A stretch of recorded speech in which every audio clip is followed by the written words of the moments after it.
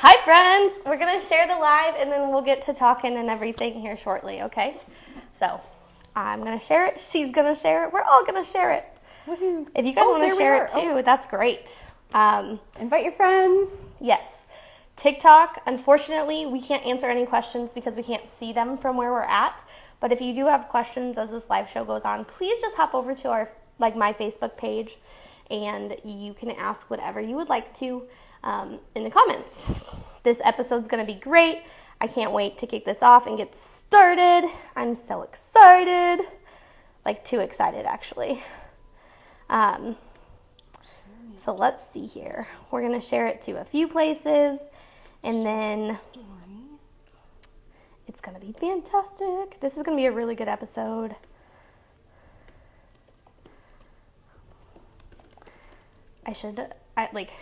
Each time I do this, I should get more prepared because I don't have anything. I share it to 5 different places, but I should have. Is there even a way to make it faster though? I feel like I don't know. You just have to go in and share it. You don't. You don't? There's a cheat sheet? A cheat? Well, I should copy paste. I should have what I want to say. So instead of just saying join us, I have more verbiage so people understand what the heck it is. Oh, I just hit share. That's what. Yeah, that's a thing. Oh, I'm gonna scooch my tripod over a little bit. No, that's fine. There we go. Perfect. Okay. You weren't quite in there. I have one more place I want to share this. Okay. And then we can get started. It's only 3:01. It's not the latest I've ever been. All right. Okay, folks. So you guys know the drill. My name is Miranda Taylor. I'm a real estate agent with Kelly Realty, and I am the host of this talk show called Life, Love, and Real Estate, where I bring small business owners on and we discuss that, life, love, and real estate. Sometimes we talk about real estate, sometimes we don't get around to it, and that's fine. The point of this is actually to showcase the Omaha community and the wide variety of small business owners and things that Omaha has to offer.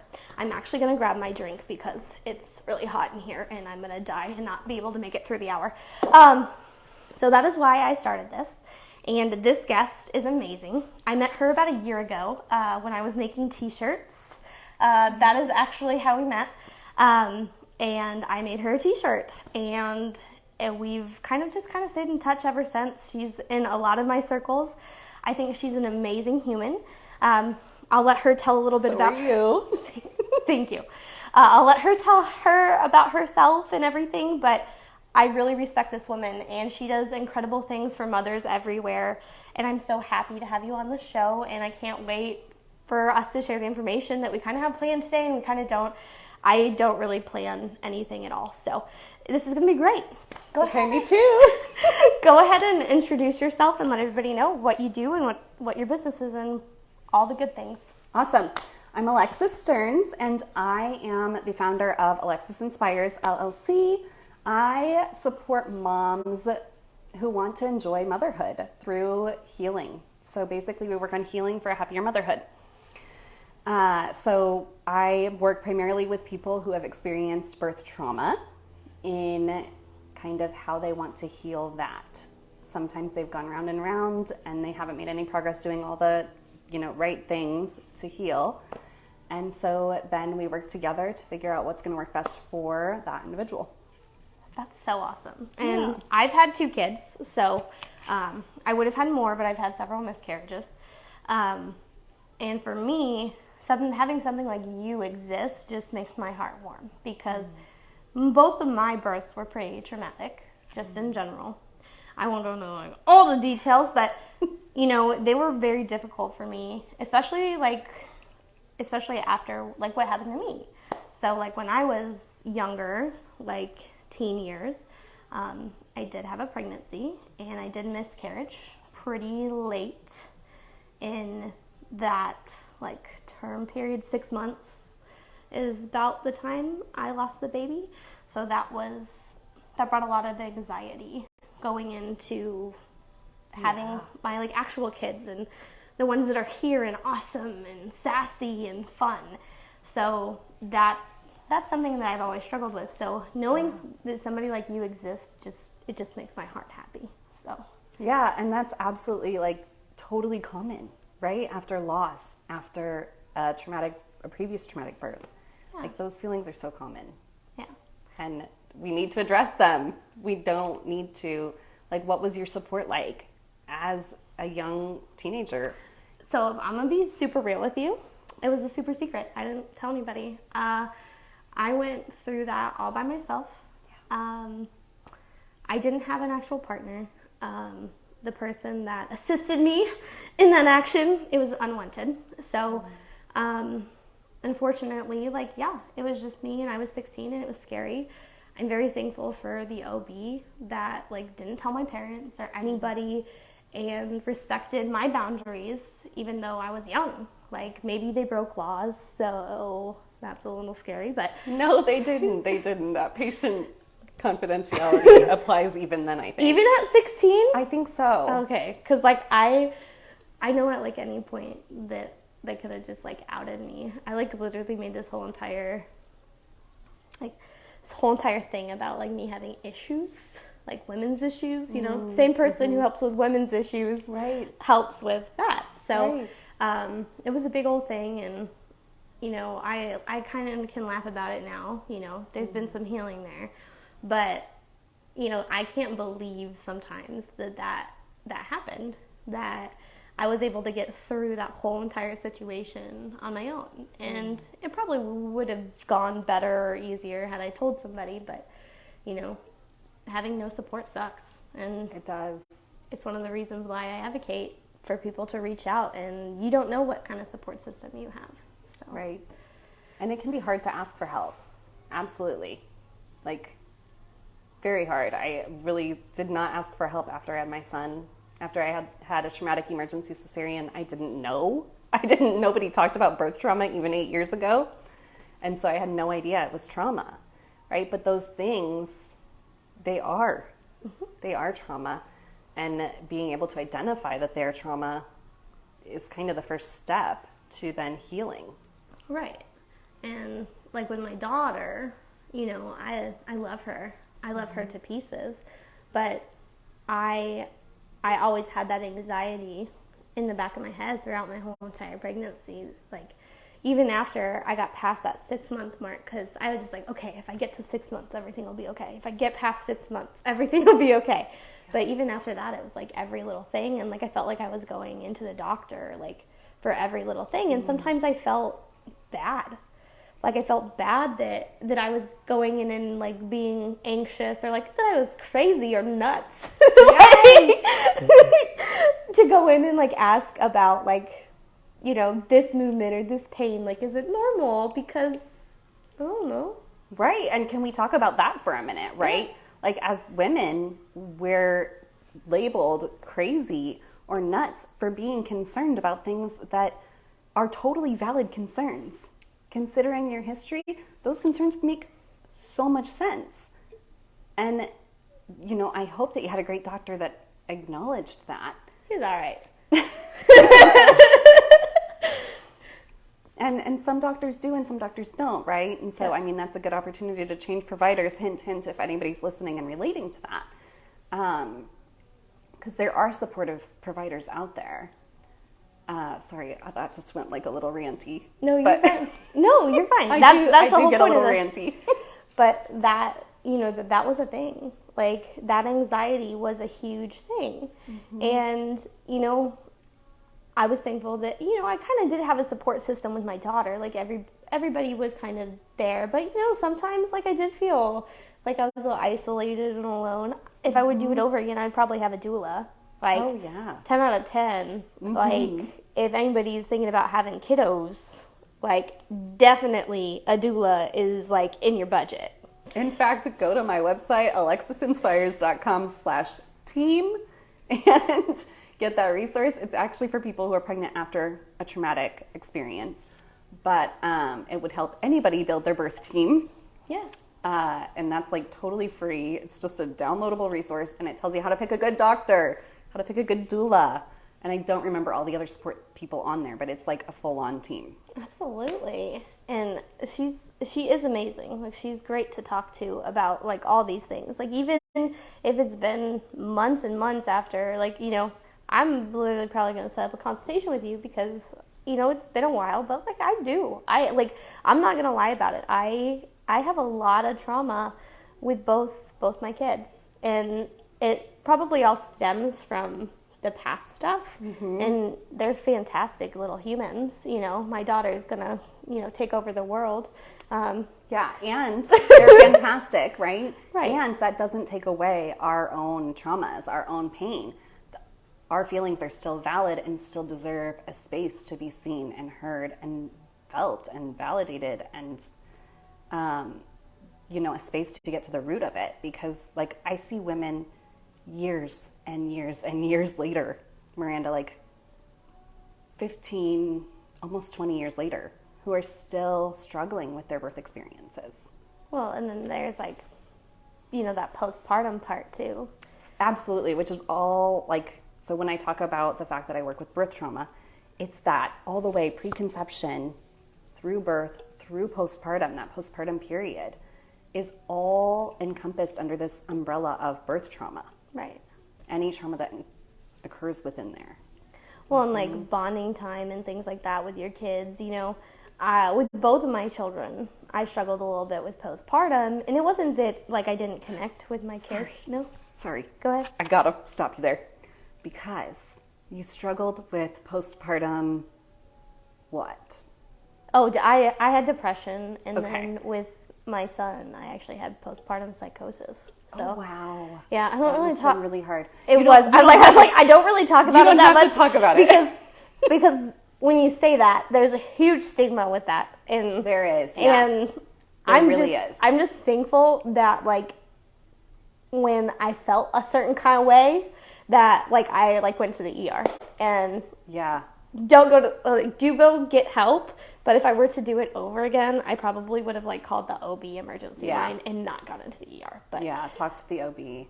because I just want to clarify something though before Yeah. we move on. Let's stop calling it postpartum. I had postpartum, because we are postpartum right, for like ever, that's true. right? So you are postpartum, you don't have postpartum. Gotcha. And so I have to stop you, because as a society, Yeah. we have to start changing that terminology. Well, A little bit. What is it better? Like, what would you say? So you could say, I struggled with postpartum mood disorders. I struggled with, or you could be specific. So like for me, I would have. It's all right. We talked about it. I'll do it 9 times too. You're good. So for me, I didn't ever get diagnosed because I didn't get support. But I would have probably qualified to have postpartum PTSD, okay, or postpartum anxiety, which is sometimes people get diagnosed with postpartum anxiety when it's actually PTSD, but not all providers are looking at that. That is so interesting because, like, I go see a therapist. You know, I'll be open about it, and she specializes in postpartum, like things. And postpartum mood disorders? Yes. Okay, cool. But she's never given me like a label because, like, from my past experience, like I have post-traumatic stress disorder. I'm very open about that, and you know, I'm on the spectrum. I'm very autistic. So you know, we work through those kind of things. But that is such an interesting perspective that I just never thought of before. So, well, thank you for educating me. Yes, and I do not want to be like rude or anything. Oh, I just want to make sure that as we're talking, you know, on a platform like this, that we are, you know, destigmatizing it. Absolutely. But also making sure that people understand that we are postpartum forever, so that we're not getting things mixed up. Oh, absolutely. But yeah, no, like depression, anxiety, like all the things. And you know, I had C-sections with both my kids. And my first child, like I was like that crunchy person. So like I wanted to do everything like natural, like all those things. Well, when that was not an option anymore, that was hard. I bet. Like in the hospital and everything, like that was really difficult. Like both me and my husband were pretty upset about how like everything happened. It was very, very difficult because, you know, with my history, you know, there were some things that happened that probably shouldn't have happened.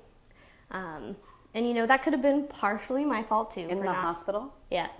That could have been probably partially my fault for not, like, explaining things. Nope, don't take the blame for obstetric violence. I don't know what you experienced, but I'm just saying let's not blame ourselves for but it was things other people did. It was interesting, and then, you know, I was under the impression that, like, some of the stuff, like, if I didn't make this decision, like, right now, because my daughter's heart rate kept dropping, and, like, it was an induction, because it was during COVID, and it was, like, all weird. Like, there were so many things that were just, like, happening at once, and so we had to make all these choices, and, like, at one point, I remember just, like, feeling like, okay, did you literally just tell me that if I don't do X, Y, or Z, like, I'm going to kill my kid? Like, please. Oh, no.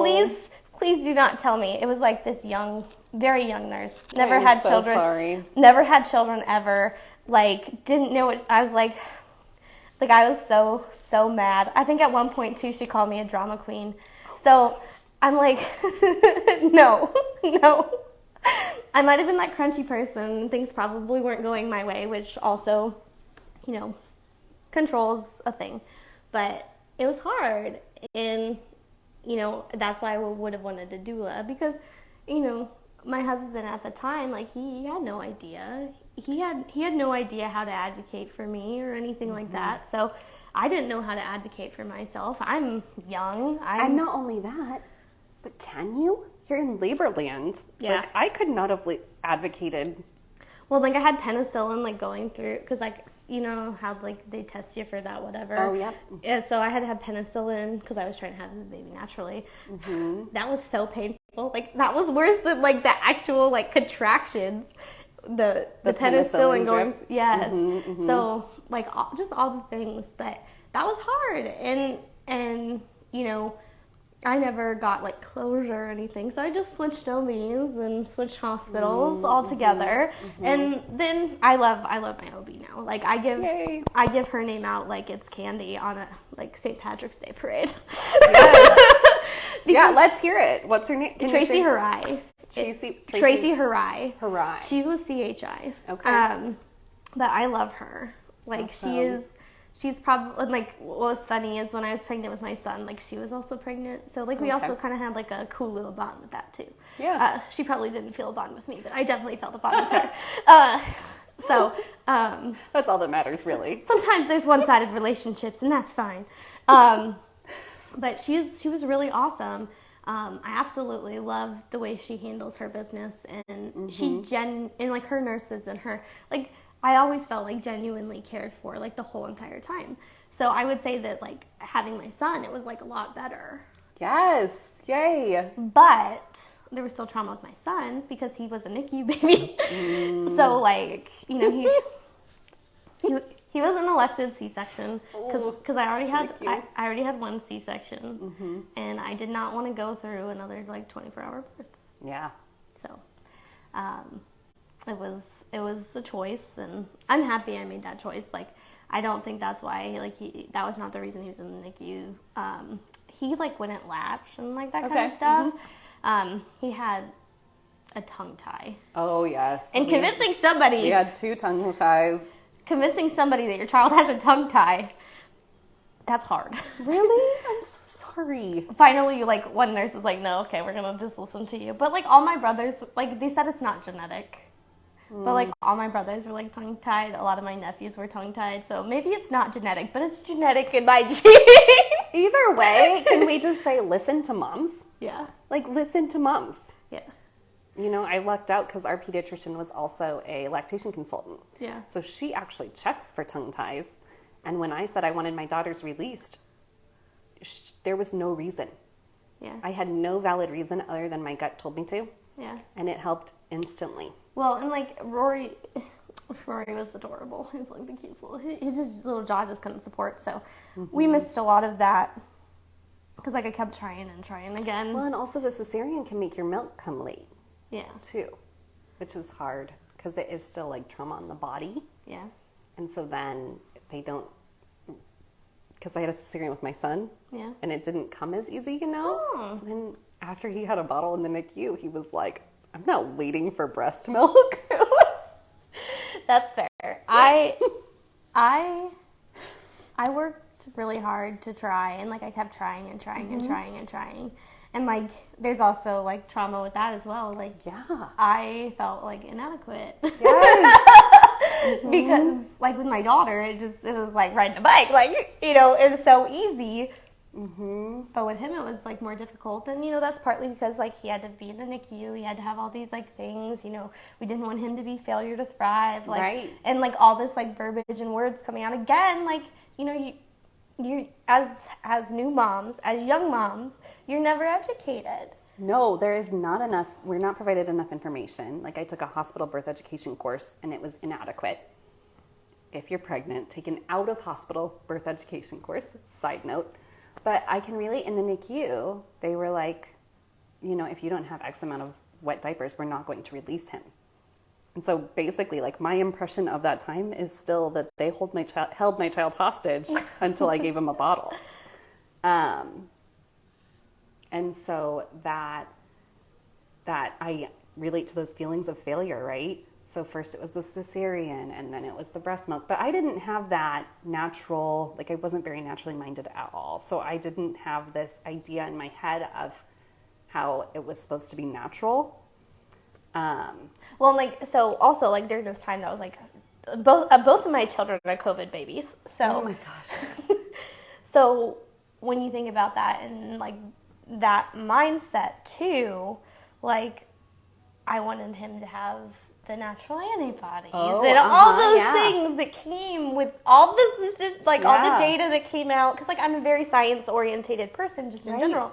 So like all that stuff that came out, I'm like, okay, well, you know, I got this and that, so I want him to have that too. So, and like I tried pumping, but because of like the stress and like it just didn't happen. Like, and then finally, I forget who told me, somebody's like, you know what, Miranda? Like, it's okay. It is okay. Like, it's okay. And it doesn't feel okay in the moment, but it is ultimately then, okay. Like with Roslyn, like I was home all the time, you know? So like now, because my real estate career has really taken off and like, you know, I do the online nonsense and like everything, I'm working a lot and I'm doing a lot of things. So it ended up working out. Like, it ended up being okay, you know. Rory really likes his bottle, you know. Yes. But sometimes, you know, you feel like, okay, there's no bonding. So, but let's talk about that, right? Because, well, and there can be a different kind of bonding with bottles, too. It's just different than what you knew before, right? Right. But, like, let's talk a little bit about that stigma that comes with formula feeding and having wanted so desperately to breastfeed. And then, like, how does that fall under... Before we met, before we went live, we kind of talked about all of the expectations of motherhood, right? And needing to be perfect. I don't know if you relate to that part. We didn't necessarily say that, but like to do it all and to be everything to everyone.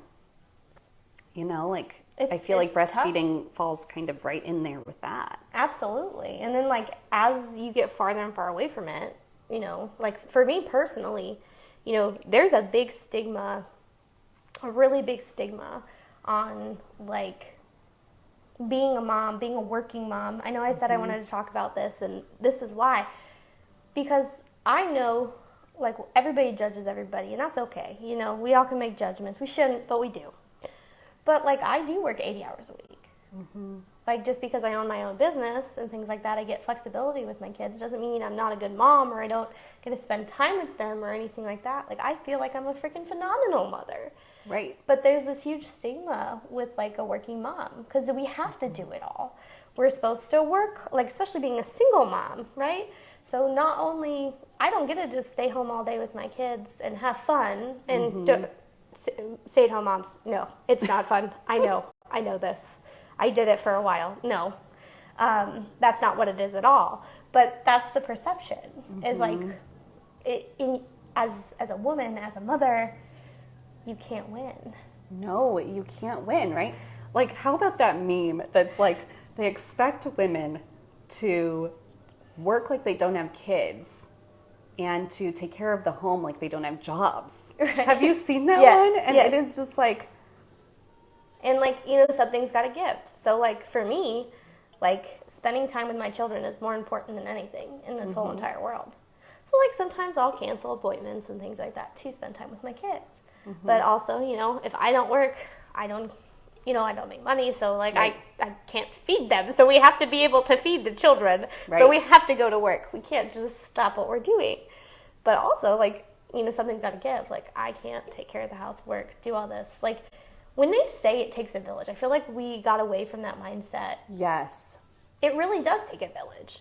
It is honestly not about just the mom or the dad taking care of the kids. Like, I know it feels that way, but it's not. Right. And so how can we as a society move towards creating these communities for ourselves and these villages, right? And especially working 80 hours a week. Yes. And then also, like, in my line of work, so in real estate, right, I get a lot of families that are moving here from, like, California or, like, New York or Oregon or Florida, wherever, that have started, you know, a lot of my clients have been pregnant. I don't know why that happens, but it does. But it's a good time to move. And yes. And then when they get here, they don't have resources because they're moving for a job or, like, this or that, like, inconvenient time. Yeah. And so they don't have that village here. And one of my biggest goals is always to provide resources to my clients, whatever they may be.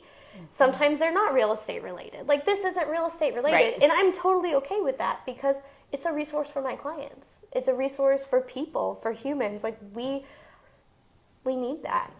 And when they come here and they don't have that village to help support them, like, figuring out how I can help them get that village, whether that be finding the best, you know, daycares or finding people that are in my network that do X, Y, or Z, doulas, like people like you who help with that, like therapists. Like, everybody needs a therapist, okay? I'm very firm on that. Everybody should go to therapy. Everybody needs it. And so, like, finding all of those resources for them. Whoa. Does everybody need it, or have we set up our society in a way that totally breaks people down? I don't know. Man. I mean, yes, absolutely. Everybody does need to work through their stuff. Yeah. But holy smokes. Like, also, how can we reshape things? Especially, I feel like that's especially important as mothers, right? Like, how can we change the way we live and the way we work and the way that we parent to support society, to support the kids, to heal motherhood, to heal the world. Right. And I know that that's a big thing that you have that you talk about is, like, how healing motherhood really does, like, help with everything. You know, if I had $1 for every time I met somebody who hated their mother, you know, I'd be a pretty rich woman. Okay. Hate's a strong word. We should not use that word. But thinking about it, you know, a lot of that could be because they have unhealed trauma, and that generational trauma is, like, a real big thing. Yes. So, and I agree with you in a sense, like, everybody, you know, they struggle, and especially mothers, they struggle so hard, and, like, you feel weird because you're supposed to just naturally be able to do all these things, and that's what everybody tells you. Which is a big fat myth, right? Right. Like, that is a big myth for generations and generations and generations before probably our grandmothers and maybe even our grandmothers. They had support. They had community. They had elders in their community teaching them how to parent and how to, you know, latch, how to console a crying baby, you know? Well, and, like, you know, for instance, like, my daughter was sick. You know, and this is, like, the first big sick she's ever had. You know, when I called in, you know, I'm like, okay, I have no idea what I'm doing. Like, I know, obviously, like, if I was sick, like, what I would need to do to take care of myself, but, like, how do you teach a 2-year-old, like, here's the bucket, you know? Right. It's, or, like, what do I do? Like, what's best for her? Like, you know, when you have something that you love in pain, you add that to it, and you're like, I don't know what to do. And so I immediately called her doctor, and obviously it's the weekend, so technically her doctor's closed, so then it's like the answering service or whatever, and but I had to get those answers. I had to find those answers, because, I could have used Google, but 9 times out of 10 Google's wrong. Don't go to Google. And, I don't want to scare myself if something were to come up. I didn't want to do that. I wanted to hear right from my doctor.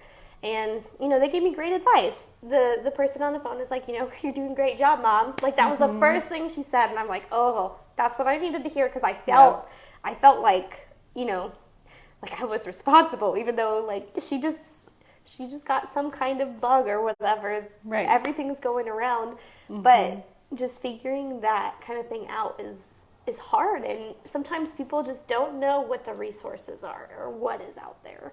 Yes. So, and it's normalizing, like, asking for help is, like, a big thing on my, my list. Yes, normalizing asking for help and making it easy to ask for help. Like I'm like, shoot me a DM, right? It doesn't have to be, like, I remember trying to set up therapy for the first time. Yeah.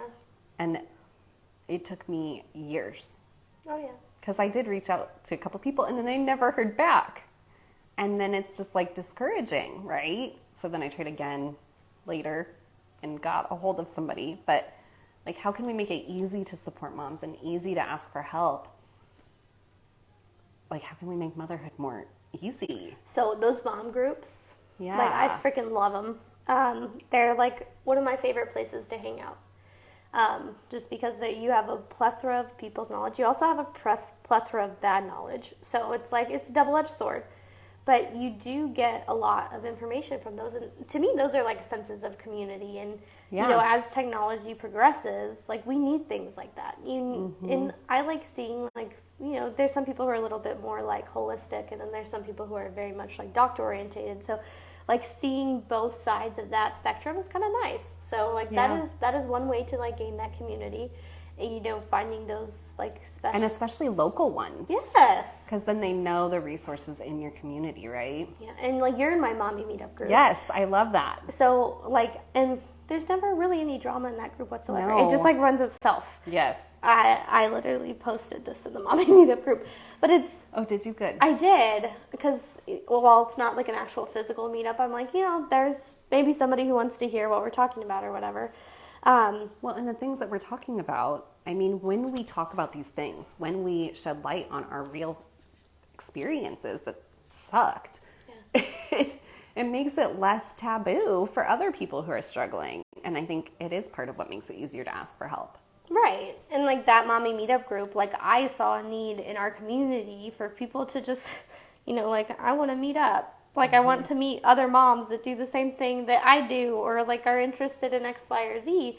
So it just became a really beautiful thing that, like, everybody just kind of puts their one ad up there. Like, I never really have to moderate it. I know people post their business, but whatever. I actually went last week to one of them, but I didn't get to say hi to anybody except one person I ran into on our way in. That's fair. We should, like, do stickers, like the sweary moms.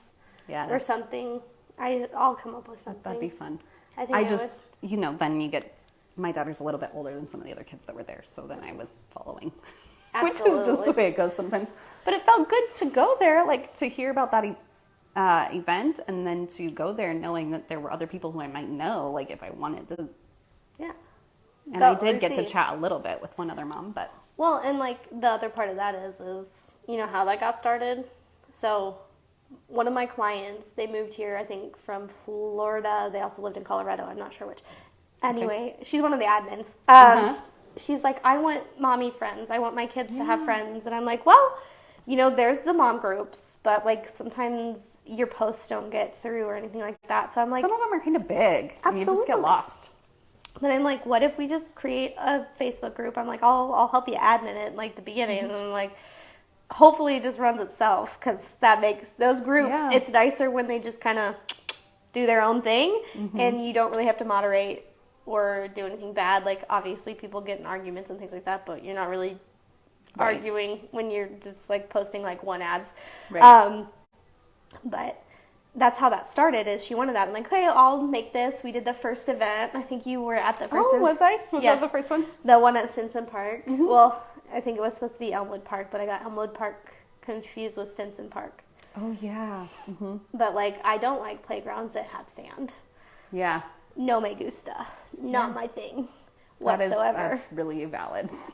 So, that's why, because, like, people kept saying Elmwood, and I'm like, No, Stinson does not have gravel. Let's go to Stinson Park. And there's like food and stuff around there. So like the older kids and stuff. It's easier to find people too. Yeah. It was good. It was fantastic. And, you know, I know a lot of people connected. And then I started like that 2 under 2 chat.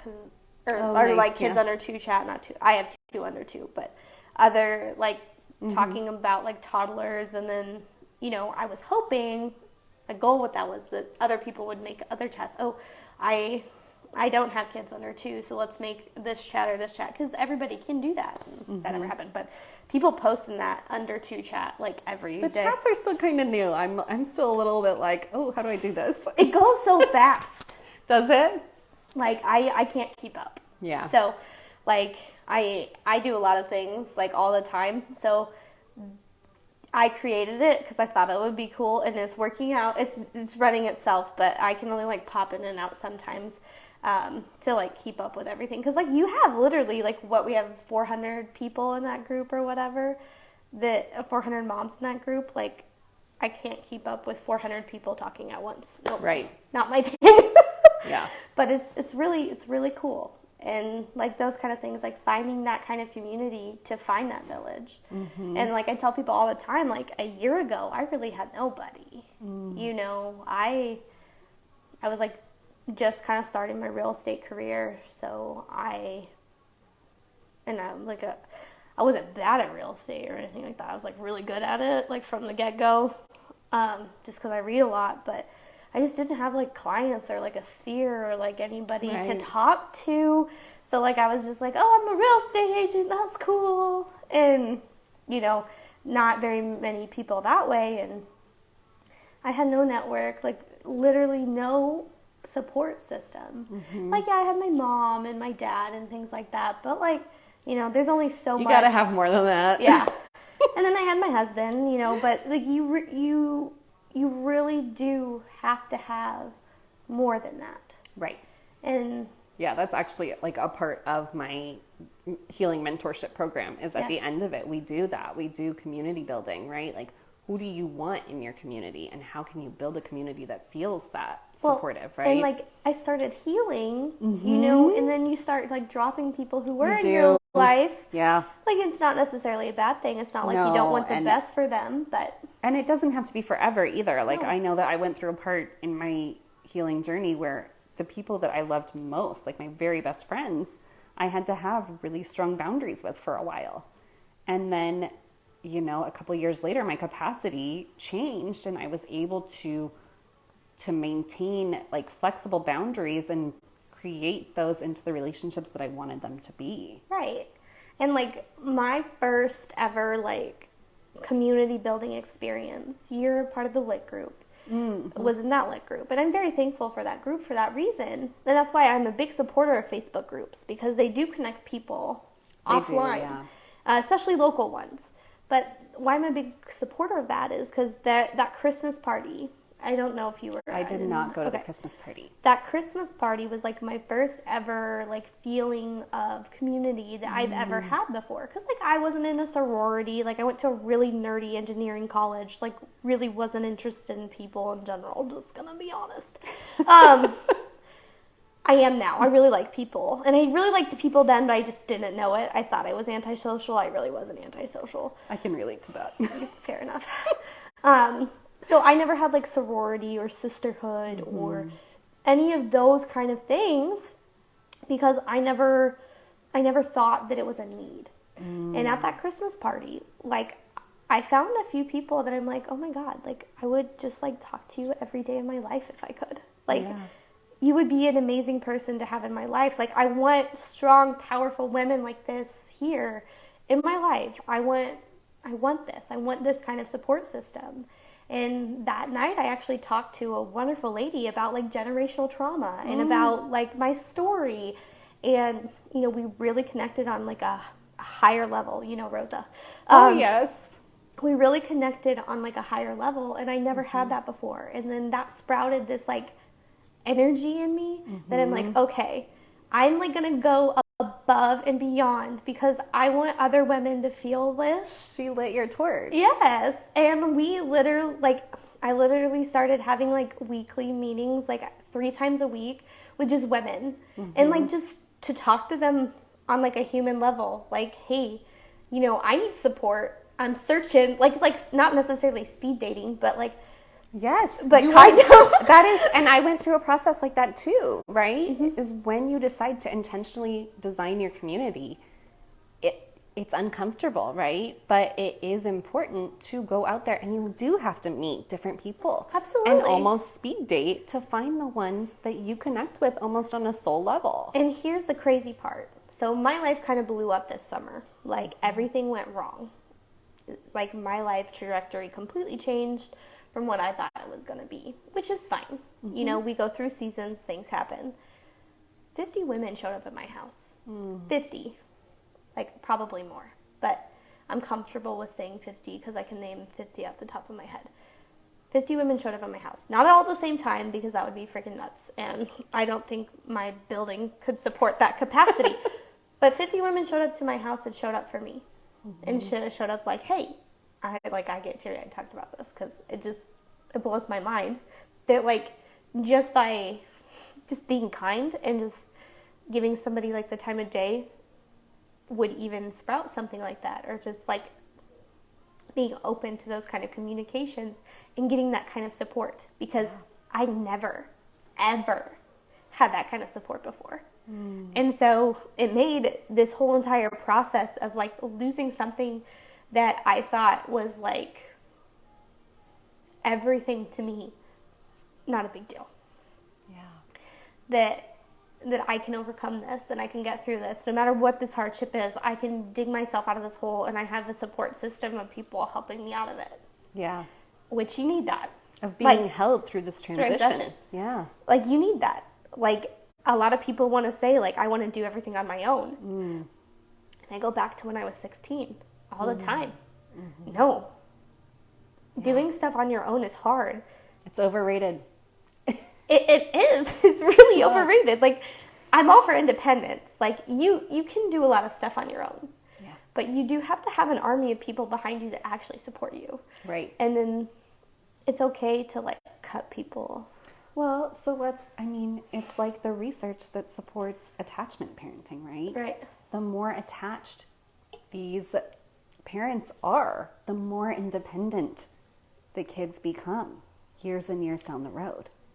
And so it's having that community so that you can be independent in the way that you want to be, not in the way that feels isolating and crushing. Right. And then can we talk a little bit about the lit group is where you started really finding community. Right. And I just want to take a minute to illuminate one of the rules in that group, and just to give you an idea of what kind of people you might want to be surrounding yourself with. Right. Right? And so one of the biggest rules is no shit talking. Right. Right? And so, you know, imagine how you feel when you're surrounded by people who gossip. And I'm sure, like, everybody that follows you now is not going to want to be surrounded by people who gossip. And everybody who's on my pages is moving away from that too, right? Right.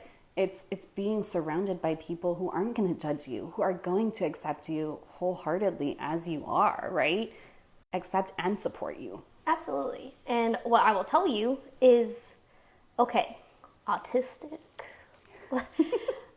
I used to mask all the time and like try to fit in this like little box of like what everybody's supposed to be.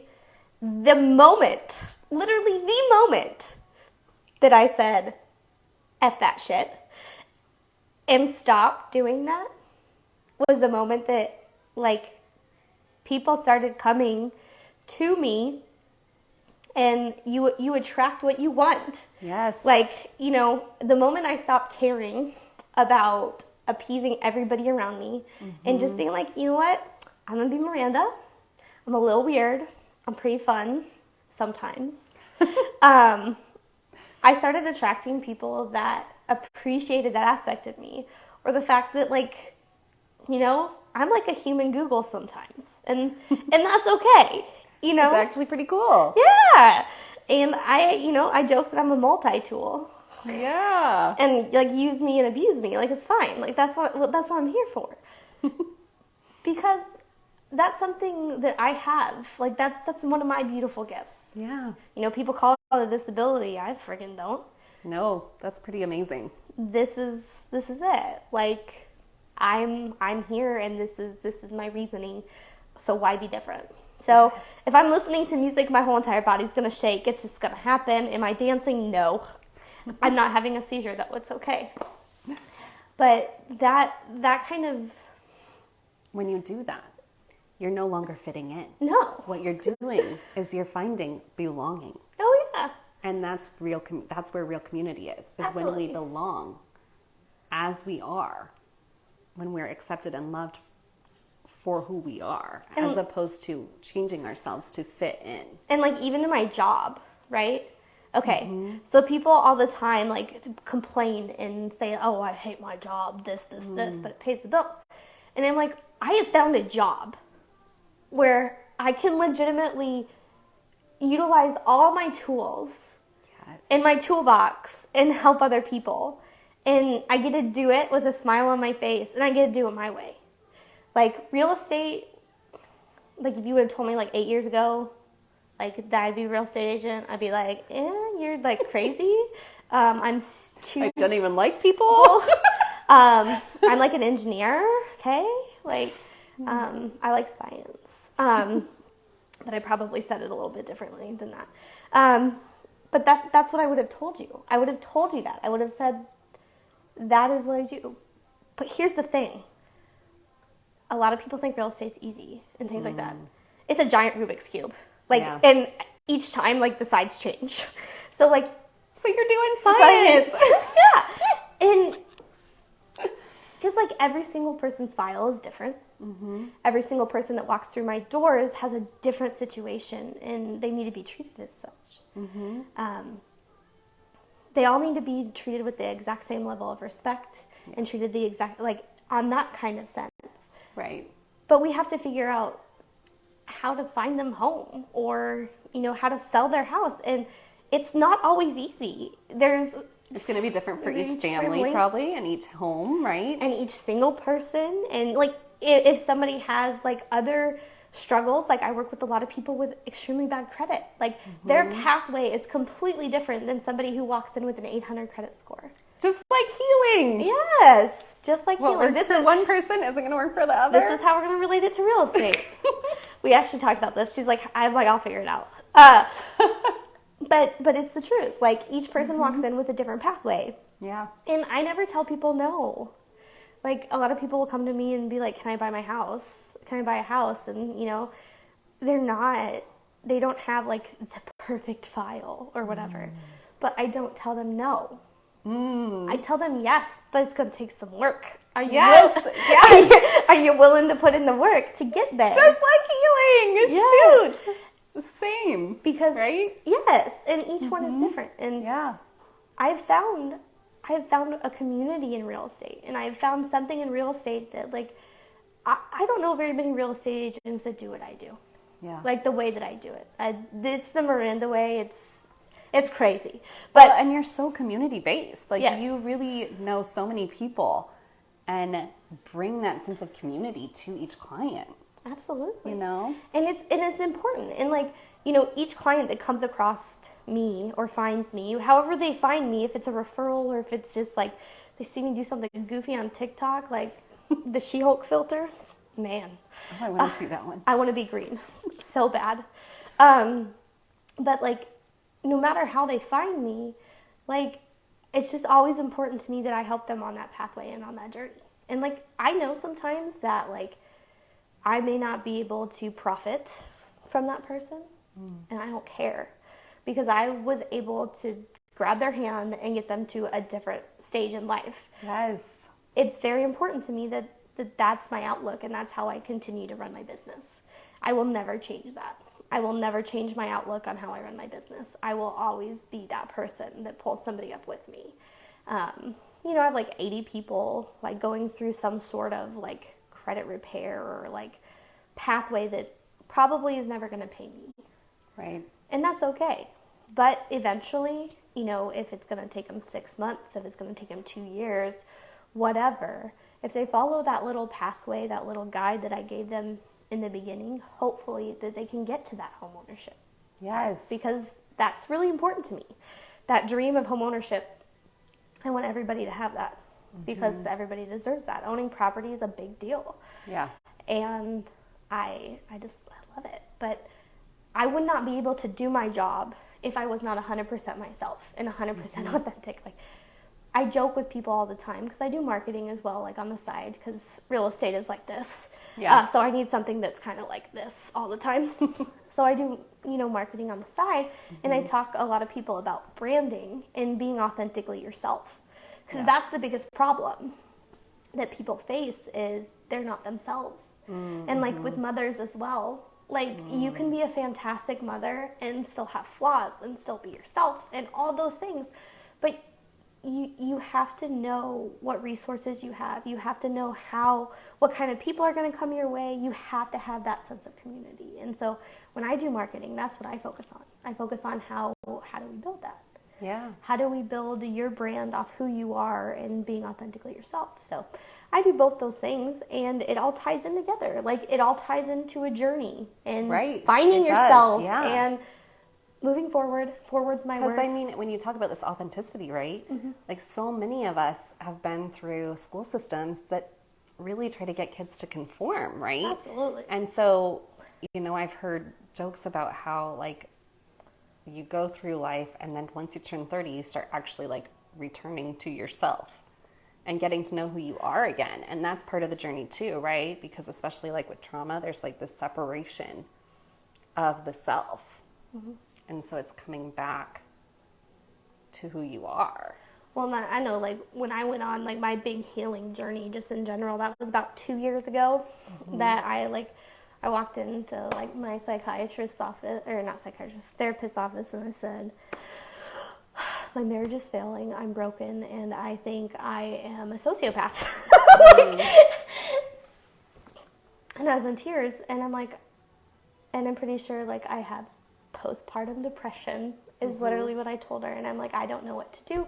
I don't know where to go. I just know I need help. And that is exactly what I walked in and I said. And it was like right after Rosie, or maybe right before Rosie. It was right after, because I said the postpartum thing. Yeah. It's like right after I had Rosie, and that's what I said. And it just, boom, ever since, like, it just, things changed. Then you get to start putting the pieces back together, right? It's like that, can I get a house? Well, can I heal? Am I broken?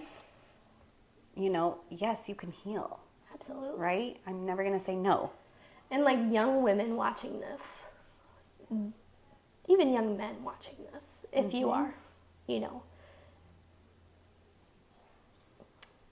do not need another person to make you whole.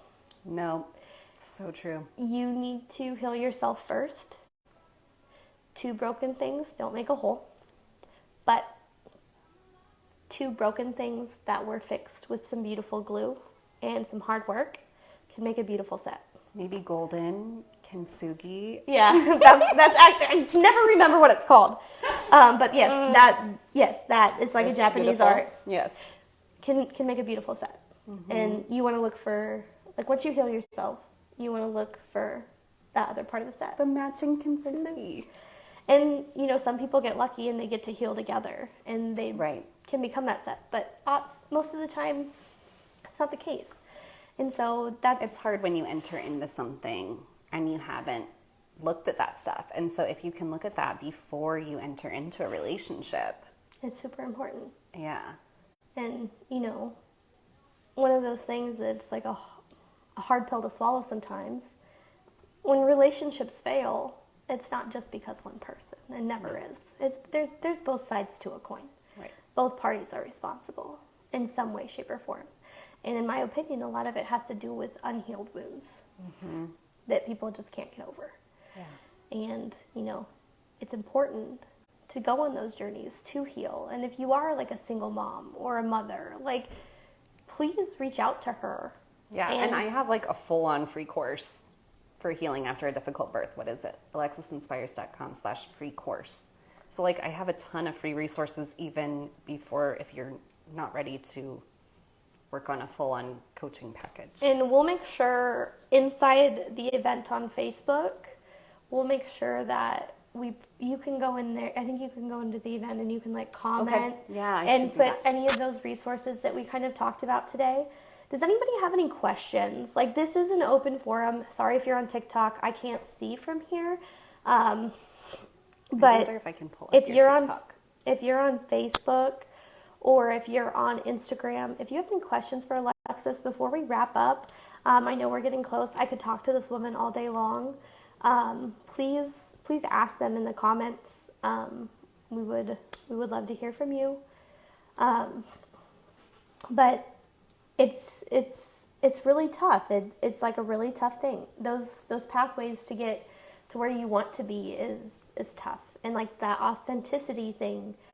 Oh, it's Miranda Taylor, Realtor. Did you find it? Oh, cool. Look, can you go into the live? Can you do that? I didn't know that was possible.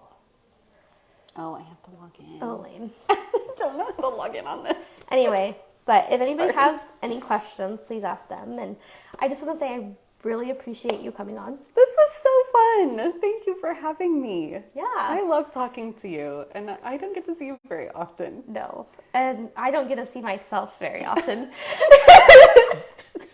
So I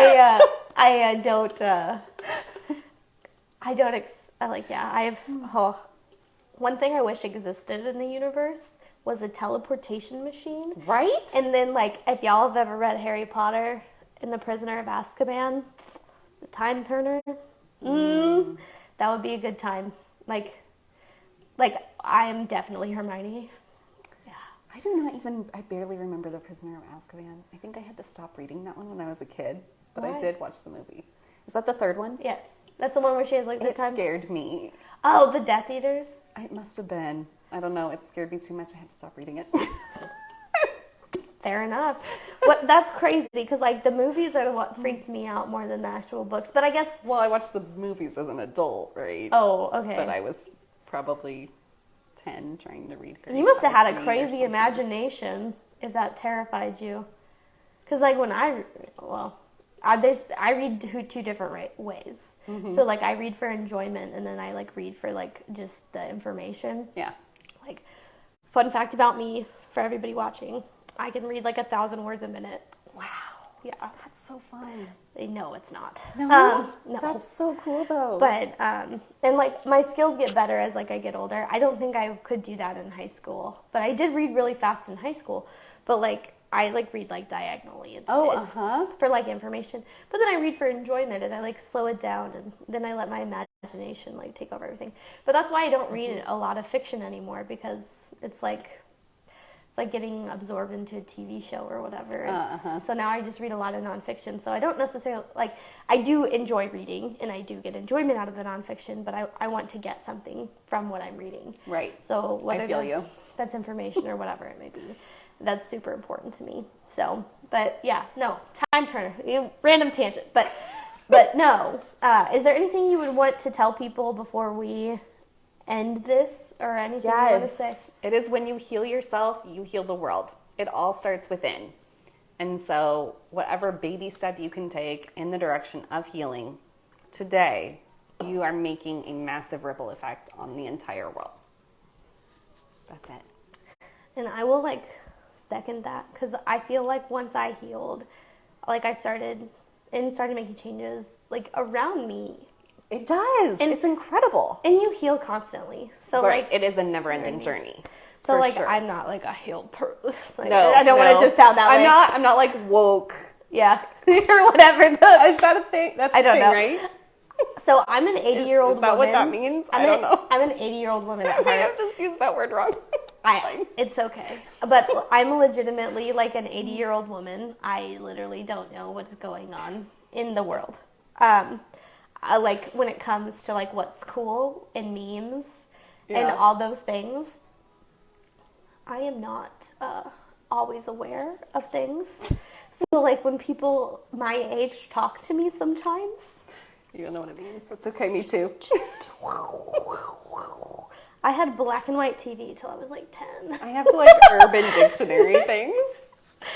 That and it's like a rabbit hole. It just, and like learning in general, like it's not that I'm super innocent, but I am a little bit sheltered, and I don't know why, because like my parents were very like kind of let us do whatever we want. But when it comes to that like pop culture aspect and things like that, I am like, no, I don't get it. I'm not on that level. I don't understand it. I'm a nerd. I like books. I have a good time. I've tried to put like emojis in things, and I'm always like, when I do my emails, I'm like, I really hope that emoji doesn't have like some weird meaning that I didn't mean. Right? Okay. I don't like texting. Me neither. At all. I want somebody Can you just call me? Pick up the phone and call me. Mm-hmm. And like, especially like in real estate, I hate that a lot of agents just want to freaking text back and forth. And I'm like, I don't want this. I don't like this, because I'm like, I'm gonna read this text message and you're gonna read my text message a certain way. And I do not want that. I want us to have clear, concise communication. I want to use my words. I want to use my inflection to make things exciting. I don't know how to do that with emojis. I want you to feel my words. Yes, I want you to feel it. And like, you don't get that with texting. It's fine. You don't get that with texting, and you don't get that with pretty much anything. Like, no, you don't. When it comes to that, and then like and even like the phone though, that's like even a step down from being in person, right? Yeah. And feeling each other's energies. Yeah, and like, man, when they talk with emojis, they're like, oh, it means this. I'm like the cap. My stepson, he used to like say cap all the time. Cap. I think I looked that up. It means like lying. Okay. That's cap. Oh, okay. Maybe I'm a little hip. Anyway. You know a little bit more than I do. But like, somebody sent me that. I'm like, what the hell does this mean? I'm like, no, that does not mean, like, how does that means capital letters. Like, how does a baseball cap emoji? Oh, the baseball cap emoji means that. Okay. Well, in the word cap too. Like, it's like that. I would say that. I don't get it. I would like somebody to give me an in-depth historical meaning behind the word cap, because I don't understand where it comes from. I don't understand why that's a thing. I don't get it. That and oh god, what was the other one? It's fine. I once used the peach emoji in one of my emails as butt. I thought it was pretty cool, because the peach is like butt. Oh, that is a thing, huh? That's a thing, and I learned that one, and I was like, you're gonna kick butt. I felt pretty cool. I feel cool on a daily basis because I'm uncool. I'm the hip. Yes. I'm the hipster area. Like that's the space I live in. Like, I'm still stuck in the 2000s like punk phase. Yes. Like, and that's where I want to stay. I think that's a good place to be. I literally just like. And I think most people our age would agree. Yeah, like, so that's like the place to be. Yeah, like, you did some dangerous stuff. It was a good time. People just talk normally. There's no evidence. Right. There's no recording this. There's no screenshots. No. 2000s, like, and then like the music, chef's kiss. Yes. I'm very happy that is kind of coming back, like the pop punk. There's like a pop punk revival going on, and I'm like so happy about it. I'm not mad. No, me neither. Oh my gosh, the kids' like theme songs. Yeah. Ninjago. Anybody love the Ninjago theme song? I have not seen it, but now. Well, I've watched nothing but Bluey. Oh, for like yes, months. You're at the Bluey stage still, yes. Months, which I enjoy that show. I have not ever seen Bluey. Can you believe it? You need to watch it. You'll like it. I've heard that. But like I once I've seen it 796 times, it's like, okay, I've seen this episode. So like when they came out with a new season, I'm like, hell yes. we'll snuggle up and watch some Bluey. But not until then. I love it. But no, that's a real thing. But since nobody has any questions, I want to just thank you again for coming on. I really do appreciate you. And I just want you to know I admire you so much, and I love your vision. And I can't wait to see what you do in Omaha and how you change the world. You're doing incredible things. So thank very you, much. Miranda. Thank you so much. Thank you for having me. Yes. Okay. So now we gotta go. Fun fact: this is the most screens that I've ever had in here ever. There's 3, 4, 5 of them.